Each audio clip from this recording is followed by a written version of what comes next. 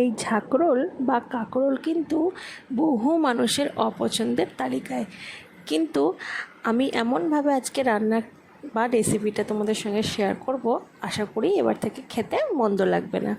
তো প্রথমে আমি এই ঝাঁকরোলগুলোকে ভালো করে ধুয়ে দু টুকরো করে কেটে নেব, যাতে করে ভালো করে সিদ্ধ হয়ে যায় ভিতরটা।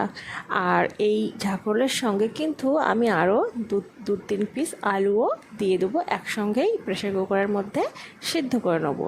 এমনভাবে সিদ্ধ করব যাতে ঝাঁকরোলটা পুরোপুরি নরম না হয়ে যায়, আবার ভেঙেও না যায়।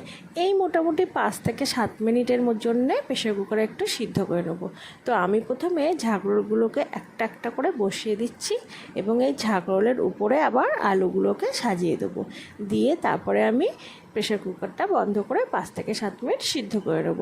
এই সিদ্ধ করার সময় কিন্তু নুন হলুদ কিছুই ব্যবহার করব না, জাস্ট একটু জল দিয়েই সিদ্ধ করে নেব। আর সিদ্ধ হয়ে গেলে তারপরে আমি আবার এই আলুটাকে আলাদা করে একটু স্ম্যাশ করে নেব। তো মোটামুটি আমি বসিয়ে দিয়েছি, 5-7 মিনিট হয়ে গেছে। দেখো এবার আলু সিদ্ধ হয়েছে। আলুর সঙ্গে কাঁচা লঙ্কা, পেঁয়াজ, নুন, হলুদ, একটু জিরের গুঁড়ো দিয়ে আমি আলুটা মেখে নেব। আর ঝাঁকরোলগুলো ভিতর থেকে সিদ্ধ হওয়া বীজগুলো বের করে দেবো। আর এই আলু সিদ্ধটা মেখে আমি এই ঝাঁকরোলের ভিতরে আস্তে আস্তে বসিয়ে দেবো।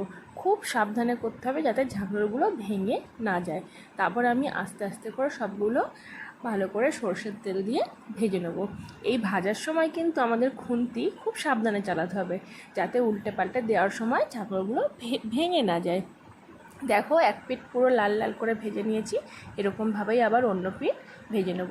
তো আমার ভাজা কমপ্লিট, দেখতেই পাচ্ছ যে কেমন লাগছে। আশা করি খেতেও মন্দ হবে না। তোমরাও একদিন ট্রাই করে দেখো, গরম গরম ভাতের সঙ্গে খেতে খুব ভালো লাগবে। দেখা হবে নেক্সট ব্লগে।